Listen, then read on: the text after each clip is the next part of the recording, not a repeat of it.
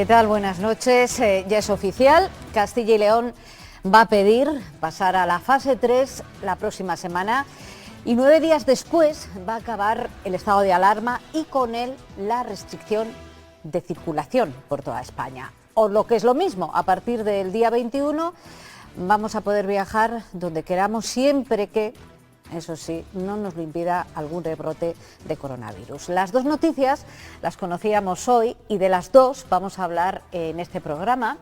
Hoy con dos periodistas, Ana Pedrero, buenas noches. Muy buenas noches.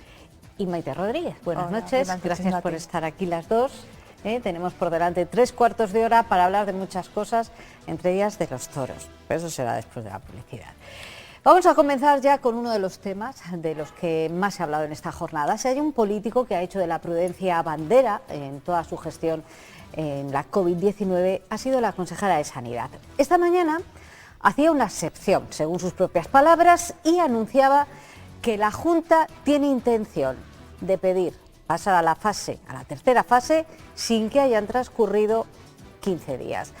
Eso no tiene que significar libertad de movimiento entre provincias. Así lo explicaba Verónica Casado. Eso es una de las cosas que se está estudiando, es decir, hay una zona norte muy libre de COVID, entonces, bueno, pues la apertura a Cantabria o la apertura es algo que se está valorando, pero ahora mismo no lo puedo asegurar. El paso entre provincias va a depender de lo que nos diga nuestro comité de expertos. Ustedes saben que tenemos en nuestra comunidad situaciones epidemiológicas muy distintas. Bueno, si os parece, empezamos por esto, porque luego vamos a abordar cuál va a ser ese decreto ley para cambiar la situación en todo el país, pero vamos a comenzar por este cambio de criterio de la consejera de Sanidad, que siempre ha sido muy prudente en todo lo que tiene que ver con la desescalada. Hombre, es verdad que los datos la avalan y estas dos últimas semanas el número de contagios y de hospitalizados, sobre todo en UBIs, ha bajado mucho y supongo que ya empieza a imperar también el criterio económico y esa fase 3 garantiza que sí que ya intentemos recuperar una normalidad económica que sí que empieza a ser necesaria porque vamos a pasar de una emergencia sanitaria ya a una emergencia económica muy real, que ya conforme vamos saliendo a la calle y vamos recuperando la normalidad, yo creo que ya también lo vemos, incluso si te das un paseo por Valladolid, por el centro, ya empiezas a ver negocios que conocías cerrados, incluso bares cerrados, entonces yo creo que sí que hace falta recuperar esa actividad industrial, incluso la de las grandes empresas que todavía no se ha podido recuperar con normalidad y también ese va a ser el termómetro real del nivel de esta crisis que se nos avecina. Sí, totalmente de acuerdo. Además, vamos a ver, el estado de alarma hasta ahora, aparte de haber detenido la economía, ha detenido, por ejemplo, tú hablas de Valladolid, yo en mi caso, que puedes hablar de Zamora o de ciudades a lo mejor más pequeñitas, sí. Hay un sector que es la hostelería, que es básico, y luego el comercio tradicional. Entonces vas por la calle y ves unas colas larguísimas en las mercerías, la hostelería, yo tengo una página web de hostelería, de turismo, estoy en contacto permanente, entonces ellos están muy preocupados, muy agobiados, porque claro, entre el tema de los ERTEs por un lado, la no apertura o esa apertura parcial, ese sector ya tiene que activarse, ¿no?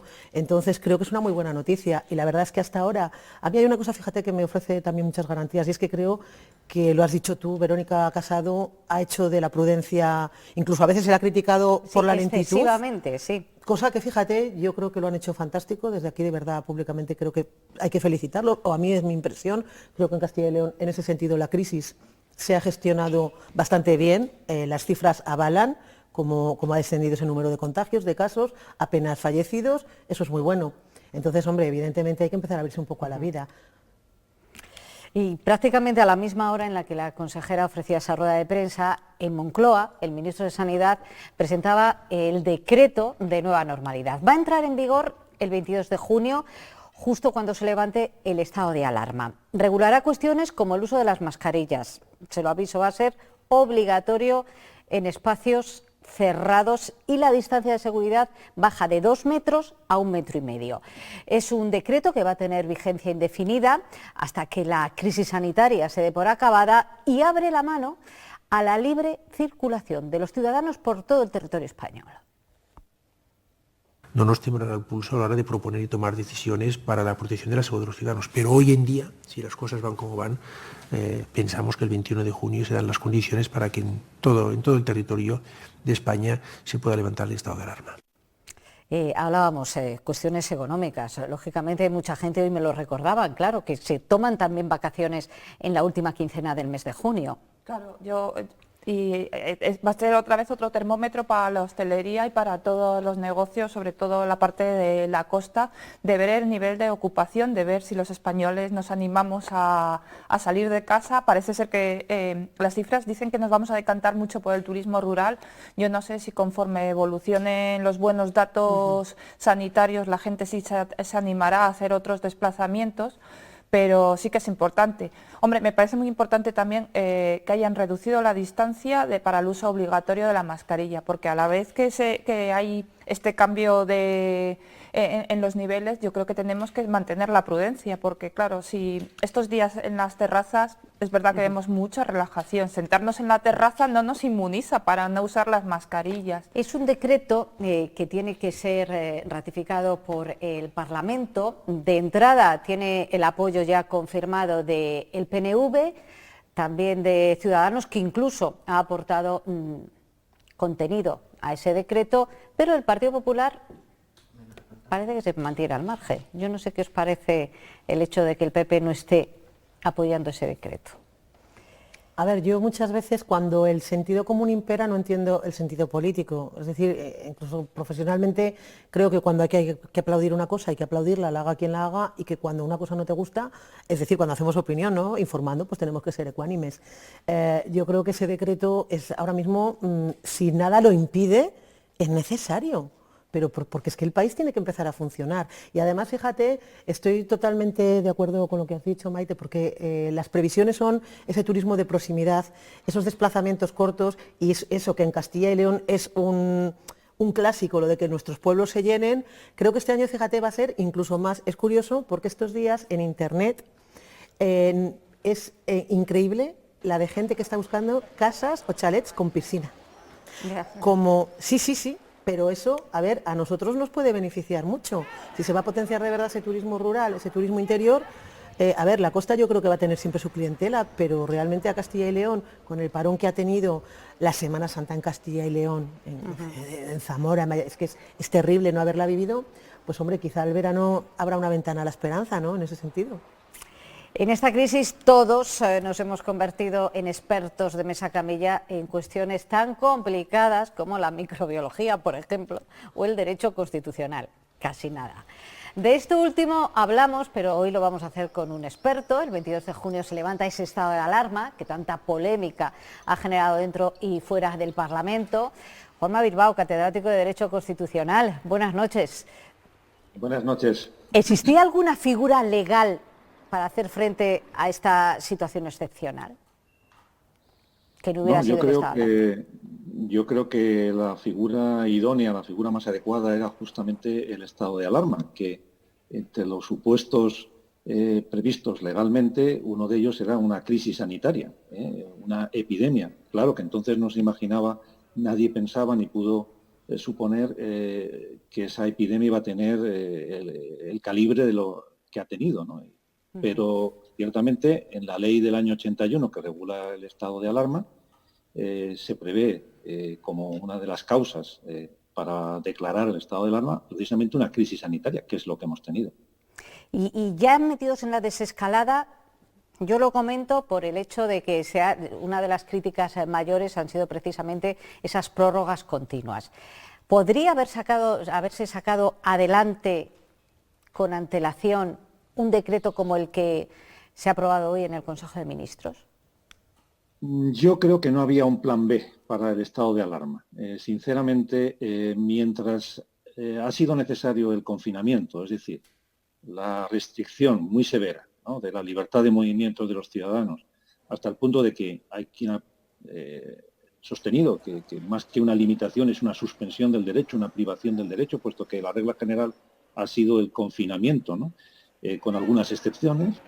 Mientras ha sido necesario ese confinamiento, que yo creo que ha sido indispensable, que ha sido efectivo, el único paraguas jurídico que podía permitir eso es el estado de alarma. Por tanto, ninguna otra alternativa, ni la legislación sanitaria vigente en nuestro ordenamiento, ni la ley de protección civil, ni la ley de seguridad nacional, no había ninguna norma que pudiera amparar una limitación tan drástica de la libertad de movimientos, de la movilidad, como alternativa, digamos, al estado de alarma.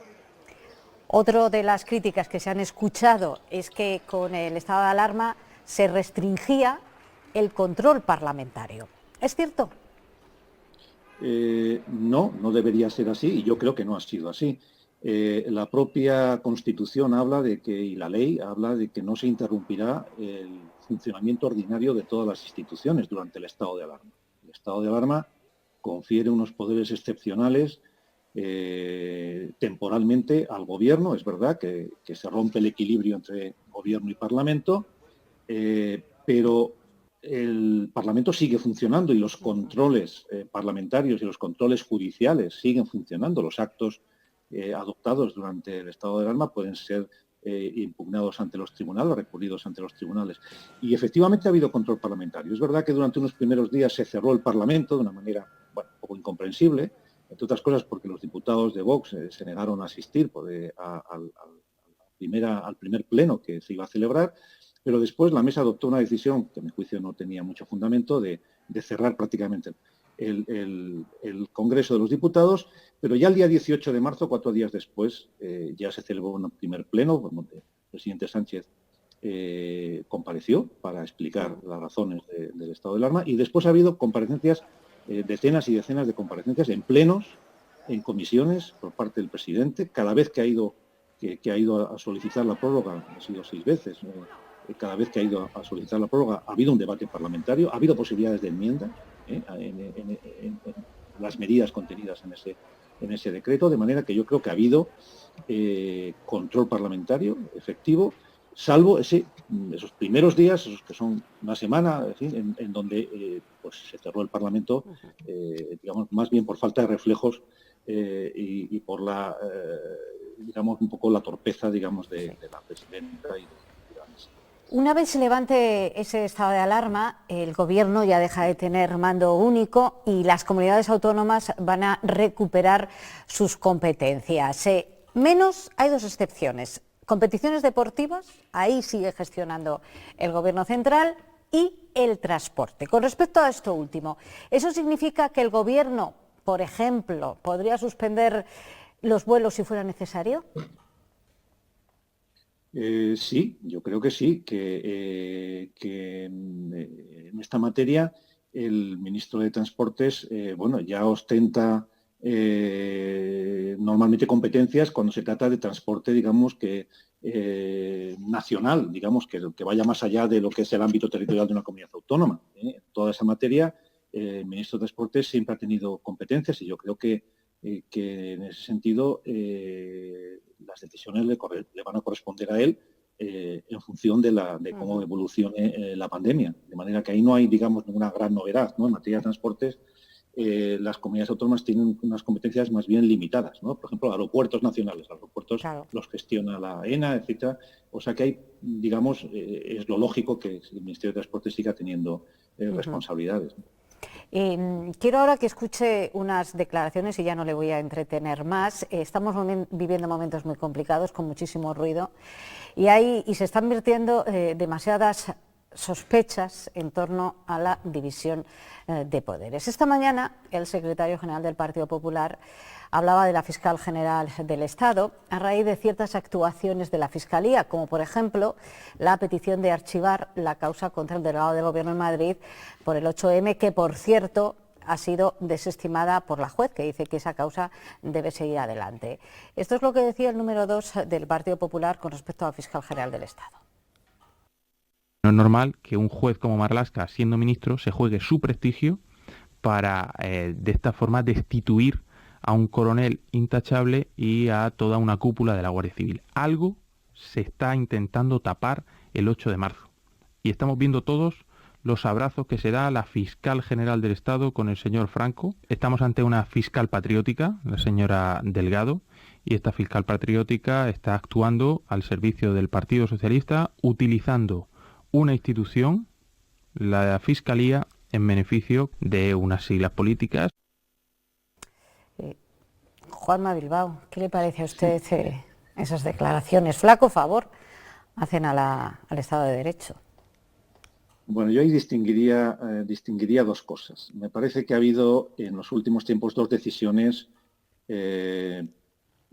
poco saludables desde el punto de vista democrático, de la calidad democrática que ha sido el nombramiento de la Fiscal General del Estado. A mi juicio, pues no es muy presentable y en democracia las formas son muy importantes, que haya recaído ese nombramiento en una exministra, ¿no?, de Justicia. Y en segundo lugar, la actitud, el episodio, digamos, Marlaska, tampoco digamos, ha sido muy edificante, digamos, porque se puede interpretar como una injerencia en el ámbito del Poder Judicial. Dicho esto, también tengo que decir con la misma claridad que a mí la causa del 8M me parece un disparate. Es decir, que creo que no hay motivo delictivo ninguno, que no hay base para una querella. Y bueno, no soy penalista y no merece la pena, digamos, descender a los detalles, pero a mi juicio no hay base ninguna, como tampoco hay base ninguna en muchas de las querellas que se han presentado, tanto contra autoridades centrales como contra autoridades autonómicas. Me parece que en este país se confunden muchas veces o se pretenden confundir deliberadamente responsabilidades políticas que se tienen que dilucidar, que tienen que dirimir en el ámbito político, del Parlamento, etcétera, con responsabilidades penales. Me parece que no es una forma muy correcta de resolver estas cuestiones el judicializar la política, el presentar querellas. Esto no ocurre en otros países y a mí me parece que es una mala práctica, que es una anomalía de nuestro sistema político. Muchísimas gracias por habernos dedicado y habernos enseñado tanto en estos 10 minutos de entrevista. Gracias. Gracias a ti. Buenas noches. Pues nos ha aclarado, yo creo, que muchos asuntos. Hay muchas dudas, se han sembrado muchas sombras y muchos fantasmas sobre el estado de alarma y no cabía otra. Sobre todo por la libertad de movimiento, claro, es que es uno de los derechos fundamentales. Claro. Por ejemplo, con el Real Decreto, que me lo había anotado aquí, que había estado leyendo, por ejemplo, el apoyo del PNV está condicionado a que se haya introducido el matiz de que el Gobierno podrá volver a tomar determinadas decisiones de acuerdo con sus competencias. Ahí va a entrar el ritmo de las dos velocidades que hay en el estado de las autonomías. Entonces, de alguna manera, yo creo que el estado de alarma, al margen de servir para limitar la libertad de movimientos, ha servido para que todos, más o menos, tuviésemos una igualdad de actuación, porque si no, ahí ya no habría dos Españas, quizás habría 17 Españas gestionando una crisis de esta envergadura. También es verdad que creo que nunca habíamos concebido encontrarnos en una situación de estado de alarma y con libertades restringidas. Entonces, creo que hemos tenido que asimilar mucho en muy poco tiempo. Totalmente de acuerdo, tanto con él como con Maite. El estado de alarma es una situación absolutamente excepcional. Entonces, cuando a veces se le acusaba al Gobierno, están improvisando. No es que estén improvisando, es que no hay otro patrón, nadie lo ha tenido. Es decir, cuando te está diciendo los comités de expertos y la ciencia que es un virus desconocido, evidentemente yo creo que, pues como ahora, estamos pasando de fase, pero realmente todo condicionado a que la situación no revierta y haya un rebrote, ¿quién lo sabe? Entonces, bueno, en ese sentido es un poco temerario intentar poner querellas, yo desde luego tampoco lo entiendo. Sí entiendo el estado de alarma para coordinar las acciones, porque creo que si no hubiéramos estado como pollos sin cabeza, si cada comunidad autónoma decide una cuestión distinta, y luego, pues por supuesto, al final, mira, a mí a veces, fíjate, lo he comparado como cuando ponen cámaras de vigilancia y la gente siente que están vulnerando su intimidad. Pues yo, chicas, si al final por seguridad hay que estar en casa y hay que desde luego ha funcionado la medida, porque eso es innegable, pues bueno, yo no sé, sinceramente tampoco me considero cualificada para entrar a valorar si eso es bueno. O sea, yo desde luego no puedo decir que eso sea un bulo o no. Es decir, a mí me han dicho por ley que me tengo que poner una mascarilla para salir a la calle y que tengo que estar en casa y sinceramente, bueno, pues yo no he sentido mi libertad vulnerada. Entiendo que es una medida de protección al ciudadano, o quiero entenderlo. A lo mejor soy muy Muy optimista, pero lo No sé, veo así. quizás lo más polémico es si se ha aprovechado el estado de alarma para legislar o regular algunas materias que a lo mejor no eran esenciales en el estado de alarma. Quizás el ejemplo más claro y más polémico, quizás por innecesario en el acuerdo, fue el acuerdo con Bildu de introducir, derogar la reforma laboral antes de acabar el estado de alarma. ¿Por qué no se puede derogar dentro de 2 meses? Entonces, ese quizás sería el aspecto más discutible, si ha habido o no esa utilización. Se ha creado entre todos quizás demasiado estado de confusión, por ignorancia, por desconocimiento, porque a todos también esta situación nos ha sobrevenido sin haber vivido nunca algo similar. Sí. Ese estado de confusión quizás se ha aprovechado por parte de determinados sectores, gobiernos y oposición. Sí, unos en un sentido, otros en Claro. otro, y luego lo ha explicado muy bien también él. También ha habido actuaciones del Gobierno que no han sido suficientemente claras o justificables ante la ciudadanía, porque tiene toda la razón con lo de la Fiscal General del Estado. Vamos a ver si es que el Poder Judicial, y aquí no vamos a decir que sea independiente o no, pero lo de que la mujer del César no tiene que ser buena, sino que tiene que parecerlo, pues no se entiende que una persona que ha sido ministra en la anterior legislatura con el partido que está en el Gobierno entre como Fiscal General del Estado. Es decir, evidentemente siempre va a haber dudas sobre su imparcialidad, las veo muy razonables, aunque sea una profesional fantástica, pero vamos a ver, tú cuando también ingresas y te adscribes a un partido, sabes que tu imparcialidad va a quedar ya muy en entredicho. Ocurre lo mismo en la prensa. O sea, hay gente que cuando pasa por la política, evidentemente queda marcada para el ejercicio de determinadas cuestiones. Entonces, claro que se ha creado confusión, pero es que también ha habido actuaciones, bueno, pues muy dudosas cuando menos. Sí, es que yo creo que debemos acostumbrarnos a blindar más la separación. Lo que pasa es que cada partido, cuando está en la oposición, reclama esa separación de poderes y luego, desgraciadamente, llegan al gobierno y a veces indisimuladamente, porque es verdad que además el tránsito de ministra fiscal fue sin tiempo de pausa. Igual que ahora mismo también se está cuestionando mucho el papel de la abogacía del Estado, que se ha cuestionado en otras actuaciones, pero bueno, ha habido determinados ceses y entonces es que es fundamental, porque si en una situación como por ejemplo el estado de alarma, donde digamos que la defensa de los derechos de los ciudadanos está justo en la justicia y se pone en entredicho esa división de poderes, eso sí es peligroso y no sé. Yo sí no me siento capacitada, puedo pensar que sí que se están bordeando determinados límites, pero es verdad que es muy difícil para nosotros saberlo. Claro, discernir.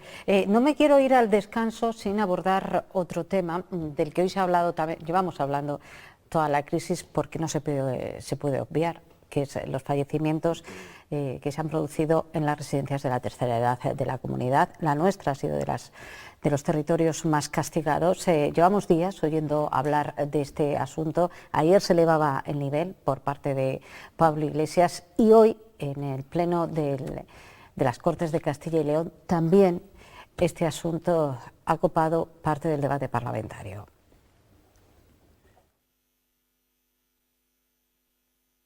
Tenían una falta de cuidados terrible, sin darles prácticamente de comer. Les han dejado morir solos. ¿Cuántas vidas podrían haberse salvado si se hubiesen trasladado a los pacientes de las residencias de mayores a los hospitales? Lo haríamos 1 y 1000 veces, porque fue pensar en las personas mayores de nuestra tierra. A día de hoy, casi 4.200 personas, 4.159 que no quiero faltar a la verdad, que luego me lo echan por cara, han sido trasladadas al hospital. Parte del debate que está abierto y que también se va a judicializar, porque hay varias querellas interpuestas aquí y en la Comunidad de Madrid. Aquí, igual que lo de la división de poderes, creo que hay división de responsabilidades. Por ejemplo, ayer cuando el vicepresidente del Gobierno habló de la actuación, es verdad que las comunidades autónomas tienen la competencia, pero es verdad que el Gobierno, en un estado de alarma, podría haber intervenido o fiscalizado esa actuación. Por otra parte, las comunidades, desde que han tenido conocimiento, tampoco conocemos ninguna investigación o expediente y ha habido situaciones muy graves en Castilla y León que hemos conocido casi al inicio de la pandemia, o sea, ya podría haber algún resultado. Y luego hay otra parte personal que quizás es la más difícil, los propios familiares, que ahora descubren en qué situación o cómo estaban sus familiares, y quizás durante meses anteriores había habido demasiado relajamiento y no había habido ese control de dónde estaban sus mayores, que además, al margen de ser quienes guardan un legado de la sociedad, en el fondo es un futuro que nos espera a muchos de nosotros, y yo creo que sí que hay que repensar ese sistema sociosanitario, pero vigilar de verdad, no solo ahora, que se cumplan unas garantías que yo creo que quizás no se estaban cumpliendo en todas las residencias. También, fíjate, por romper un poquito una lanza en favor de las residencias, porque las cosas como son, hoy por hoy, yo creo que es muy, no sé, yo conozco muchísimas y la verdad es que creo que en general ofrecen una muy buena calidad asistencial, tanto públicas como privadas. Pero fíjate, yo creo que también ahí forma parte esa falta de prevención que hubo al principio, que la hubo en el país y la hubo en la comunidad, porque hemos asistido a un IGEA desesperado pidiendo mascarillas, pero esas mascarillas es que no las había en las residencias. Entonces, evidentemente, cuando está en plena expansión el virus, sabiendo que las personas más vulnerables son los ancianos, cuando no había medidas de protección, es decir, ¿cómo te enfrentas a eso? Claro que ha habido una falta de previsión, pero de la Junta, del Estado, ¿sabes? Al final es como lo de unos por otros, la casa por barrer, y evidentemente en las residencias la población que hay va a ser la más afectada, porque por desgracia este virus ha afectado de forma especialmente cruel a nuestros ancianos.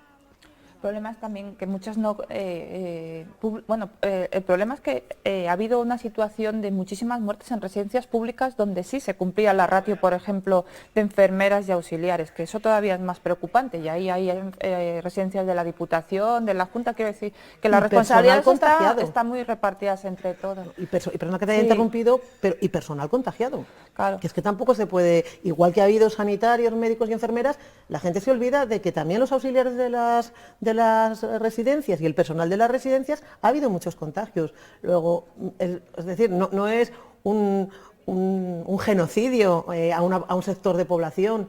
Lo que pasa es que son centros de especial riesgo, más las entradas y salidas que no se controlaban. Pero son centros que estaban funcionando, digamos, un poco aislados del sistema sanitario, y quizás ahí el riesgo se duplicó exponencialmente por eso, porque no había esa comunicación, ese flujo. Quizás cuando ya se han creado los equipos COVID de las residencias, toda esa situación se ha ido controlando y paliando, pero claro, ya era casi a mitad de la pandemia. Ayer lo comentaba uno de los tertulianos y es verdad, es que son centros asistenciales, claro, no son centros médicos. Claro, pero están totalmente desconectados. Claro, pero están desconectados. No, y no solo eso, por ejemplo, muchas residencias privadas, supongo que aquí habrá ocurrido igual, pues el sistema público los dejó sin médicos y sin enfermeras. Porque como el sistema público estaba pidiendo profesionales porque no había en los hospitales, porque había muchas bajas, incluso esos médicos que tienen contratados pues a lo mejor medias jornadas o que tienen contratadas horas para hacer visitas determinadas, es que ha habido muchas residencias que estaban buscando desesperados médicos y enfermeras porque no tenían. La situación laboral porque eso ha pasado, es otra parte, otro capítulo, porque ya empezamos a conocer que hay ERTEs, en las propias residencias de ancianos. Es decir, hemos pasado de una situación en la que no había personal y que todos estábamos volcados con el personal sanitario, a que ahora se empiecen ya a producir esos ERTEs en las residencias de ancianos. Y seguimos todavía en plena pandemia. Bueno, nos vamos al descanso. Nada, volvemos en 2 minutos.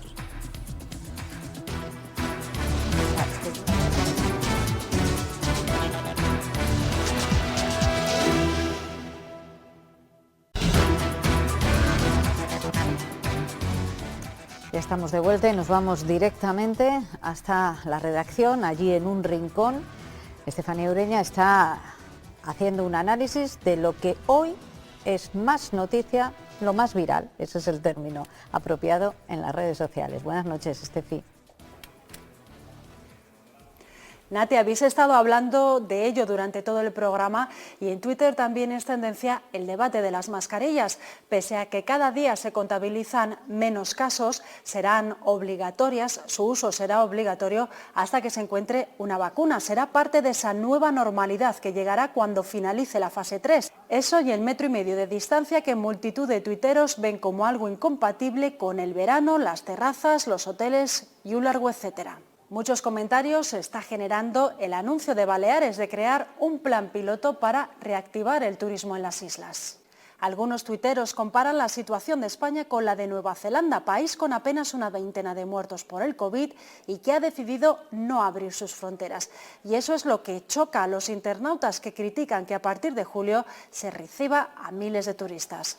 Y no todo van a ser polémicas, a veces las redes sociales se unen para algo tan emotivo como dar un último adiós. Han sido muchos los mensajes con el cantante Pau Donés como protagonista. Hoy fallecía tras una larga lucha contra el cáncer. Fotos y vídeos de sus últimas actuaciones o interpretando sus temas más conocidos han servido para homenajear a este artista que ya forma parte de la historia musical de nuestro país.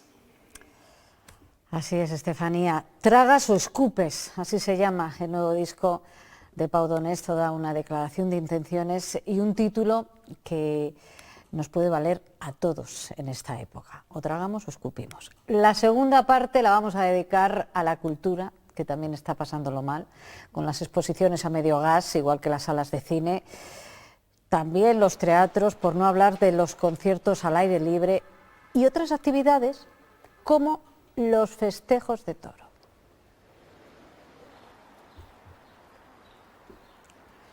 Ana, ¿es cultura o no es cultura? Es cultura absoluta y rotundamente. Y además es un bien cultural protegido como patrimonio inmaterial, por ley. Aunque se han olvidado de ese sector. No nos han olvidado, nos tienen muy presentes. Digo no es porque soy aficionada, soy periodista taurina y me considero parte de ese sector, lógicamente, porque los aficionados lo somos. Nos tienen presentes, pero sobre todo nos tienen presentes para machacarnos y dinamitarnos. Hay una persecución absoluta a todo lo taurino.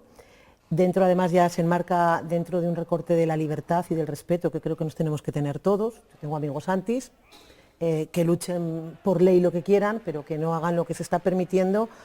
Hace nada asistíamos en Castilla y León a cómo ese profesor, que ha vejado de tal manera la memoria de Víctor Barrio y a su viuda y a toda su familia, sale absuelto, que no era un delito de odio. Se están produciendo delitos de odio. Y esta actividad que se está regulando, se ha regulado en toda España, van a salir 32 de momento ciudades a la calle.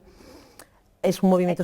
Hay manifestaciones, salidas, sí. Paseos, ¿no? Se llaman paseos taurinos. Paseos este sábado. Sí, este sábado, durante el sábado y el domingo. Salamanca saldrá el día 12, porque San Juan de Sagún es el patrón y se hará el día 12.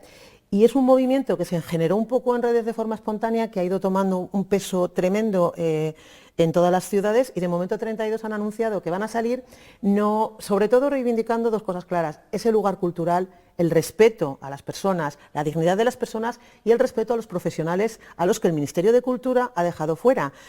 Los profesionales del toreo, matadores de toros, banderilleros, están reconocidos como el resto de artistas, nos guste o no, y el Ministerio no puede decidir por su cuenta dejarles fuera de unas subvenciones que les corresponden, cuando además son personas que cotizan no solo como los demás, sino que la tauromaquia aporta 8 veces más que el cine y 11 más que el teatro, que el cine español, y 11 más que el teatro, fuertemente subvencionados.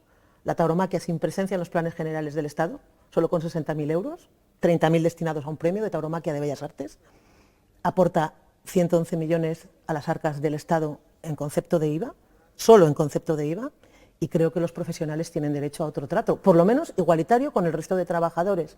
Y ahora ya no es una cuestión de ser taurino o no, es una cuestión de que la Constitución tiene que garantizar la protección de todos los ciudadanos y la ley, la igualdad.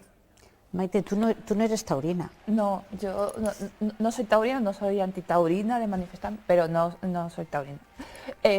No conozco tanto como ella dice, pero justo ahora es cuando estabas diciendo lo de las ayudas, esta semana estaba preparando para un reportaje y estaba hablando con gente del mundo de la cultura, de lo que todo el mundo tiene más asumido por cultura, teatro, música y demás.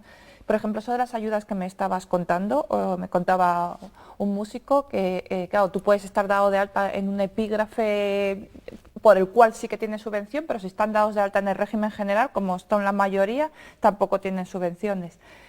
También desde Artesa me comentaban una situación muy similar, así que mucha gente pues se da de alta para giras, técnicos y demás. Entonces, por desgracia, creo que es una situación que está afectando a la generalidad del mundo de la cultura, que sé que al margen del cine, que a lo mejor es quizás lo más llamativo, ¿no? Que pensamos, pues Almodóvar se lleva subvenciones y demás, pero aquí en Castilla y León la situación hoy me la describían como demoledora desde otros ámbitos. Sí, sí, por supuesto. A ver, es que yo no estoy discutiendo para nada que se subvencione esos ámbitos. Es más, vengo del mundo de la cultura, he sido jefa de cultura en 2 periódicos y además por mi origen, mi padre es escultor, es pintor, todo lo que me ha rodeado desde niña han sido figuras señeras de la cultura de Castilla y León, Chema Castilviejo, Claudio Rodríguez, taurinos, por cierto, muy taurinos. Entonces, ya en Salamanca se perdió una cátedra de estudios en tauromaquia, preciosa, sobre el impacto de la tauromaquia en las artes y en la ciencia. Es decir, no iba a ir un banderillero a ponerle banderillas a los alumnos, para eso están las escuelas taurinas. Y la tiran 100 intolerantes con cacerolas porque no querían la tauromaquia en las aulas. Entonces no podemos estudiar la guerra mundial porque somos nazis, no podemos estudiar la guerra civil porque somos republicanos o somos nacionales. Es decir, hay que descontextualizar un poco los ataques tan brutales que está... Pero esos ataques brutales yo creo que son minoritarios, ¿no? Hacen mucho ruido y mucho daño, Yo creo que no se puede generalizar por eso, porque yo te puedo decir tranquilamente, sin ningún problema, yo no soy taurina, pero yo puedo decirte que nunca me he manifestado, nunca he puesto un tuit, bueno, ni en este ni en otro caso faltando respeto a nadie. Entonces quiero decir, yo creo que esa es más la generalidad de la gente, que, por ejemplo, el ejemplo que ponías de Víctor Barrio, creo que, no sé, llámalo como quiera, descerebrados, maleducados, no pueden representar a un colectivo mucho más amplio, ¿no? En el que hay un respeto. No, y sobre todo, fíjate, Maite, hay una cosa que yo creo que está también sucediendo. Creo que a fuerza de convertirnos en un gueto y en casi los apestados, también hay mucha gente que no es taurina, pero defiende la libertad de los demás de serlos, ¿sabes? Pero que en este caso ya el debate no es sí o no. O sea, no se le puede tolerar al vicepresidente del gobierno, y me da igual que sea de Podemos, que sea es decir, a ningún partido, porque este movimiento, quiero dejar muy claro, que no tiene color político. Entendemos que la tauromaquia no lo tiene, que en las plazas la de única división es sol y sombra, no hay izquierdas ni derechas porque son redondas.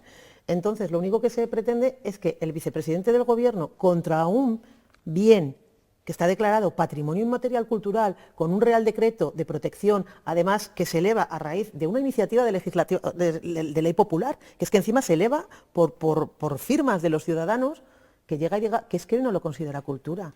Bueno, puede usted decir que a usted no le gusta, pero no puede poner en tela de juicio que lo sea, como lo hizo. Pero es que esto se está repitiendo entonces, como una especie de toque de atención. Esto es como decir, estamos aquí. Y es un toque de atención para cualquier gobierno y para cualquier partido, para que sean un poco sensibles con un sector de verdad muy maltratado y que además genera muchísimo dinero. Pero, por ejemplo, aquí en Valladolid, que ha habido mucha polémica, además ha dejado de ser ciudad taurina, con las subvenciones de los toros. Claro, se demostró que si no se... que me puedes decir que pasa lo mismo en el teatro y en el cine. Si no se subvencionaba, realmente dejaron de programar y era muy deficitario las corridas de San Pedro Regalado o las de las ferias. Quiero decir que, ¿por qué se está perdiendo también, digamos, esa afición? ¿También algo socialmente está cambiando o no? Bueno, vamos a ver, es que de entrada las trabas legales, todo lo que conlleva organizar un espectáculo taurino. Es más, cuando la gente protestaba porque se sube el IVA cultural al 21%, los toros ya lo tenían hacía muchísimo tiempo. Es decir, o sea, todo lo que lleva por detrás, organizar un festejo es muy caro. Pero, por ejemplo, aquí en Valladolid el ayuntamiento ha podido subvencionar, es que luego cada ciudad es un mundo. En Zamora no subvencionan porque la plaza es privada, no es municipal, y la empresa que va es privada. Pero sí que te puedo decir, por ejemplo, mira, Zamora, el ayuntamiento no subvenciona, bien, pero a mí me parece fatal que el ayuntamiento, que es de todos los zamoranos, en las ferias de San Pedro, no meta la programación taurina, que es la Feria Taurina de San Pedro, en la programación donde tradicionalmente ha ido, porque es una manera de excluir a las 8.000 personas que vamos a la plaza. Y el alcalde, mi alcalde, es mi alcalde, sea del partido que sea, y es el alcalde de todos los zamoranos, de los taurinos y de los antitaurinos. Da para hablar, Ana, este tema a ti, dices sí. Un día, siempre que vienes digo, vamos a hacer un monográfico, haremos un monográfico taurino y estarás ahí sentada seguro. No, me tenéis muy disparada ahora, es que estoy con toda la ebullición esta tremenda, perdona. No podemos acabar esto sin hacer una felicitación a Segovia. La ciudad es la única sede en España del High Festival, el encuentro internacional de cultura que cada año se celebra en 40 países y que desde hoy es el nuevo premio Princesa de Asturias de Comunicación y Humanidades. Comparte distinción con la Feria del Libro de Guadalajara, la más importante de las letras hispanas. Por si no lo sabían, el High Festival, nosotros lo contamos todos los años, es la única ciudad española en la que se celebra, es en Segovia, y es Princesa de Asturias de Comunicación y Humanidades. Y antes de irnos, hoy Nieto nos va a invitar no a cenar en su casa, no en la cocina, en un restaurante. Es verdad, Natividad, iba a cenar, pero he pensado que, ya que hay que celebrar el cambio de fase, ¿por qué no venirnos a un restaurante? Así que te he traído a un restaurante que me han dicho que está muy bien, Restaurante Pepe. Había una camarera rubia, con mucho temperamento, pero no la veo. Sí, camarero, sí. Se parece a Pablo Casado. Sí, de primero tomaremos moderación y mano tendida, sí. Y de segundo, también moderación y mano tendida. Bueno, entonces yo tomaré moderación de primero y mano tendida de segundo, y la señora mano tendida de primero y moderación de segundo. Así compartimos. Y de postre, moderación y mano tendida. Pero el postre póngalo al centro derecha. Vale, eso es todo. Mañana te llevo al restaurante Ciudadanos, que me han dicho que cada semana cambian de carta. Y si te quedas con hambre, tengo una alita de pollo que puede aguantar un día más en el frigorífico perfectamente. Bueno, pues vamos a conocer todos los restaurantes de la tarta política. Y para despedirnos desde Salamanca hoy, Julián Ballesteros nos dice que lleva mañana en la portada, en la Gaceta de Salamanca. Buenas noches, soy Julián Ballesteros, el director de la Gaceta de Salamanca. En la portada del periódico de mañana llevamos la noticia de que la Junta por fin se ha decidido a pedir que Castilla y León pase a fase 3 a partir de lunes. Lo hará con algunas limitaciones, sobre todo de movilidad entre provincias. Destacamos también la injusticia que supone que alumnos de 11 comunidades autónomas de España puedan presentarse a la EBAU, a la selectividad, con suspensos, mientras que todos los estudiantes de Castilla y León que quieran hacerlo tendrán que tener todo aprobado. La foto será para un empresario de Salamanca que tiene una empresa de animales exóticos y que es uno de los protagonistas de la búsqueda del cocodrilo en las orillas del Pisuerga. Y eso es todo desde la Gaceta de Salamanca. Muy buenas noches. Buenas noches, Julián. Buenas noches a Ana. Maite, gracias por haber estado esta noche y a ustedes también. Les veo mañana. Adiós.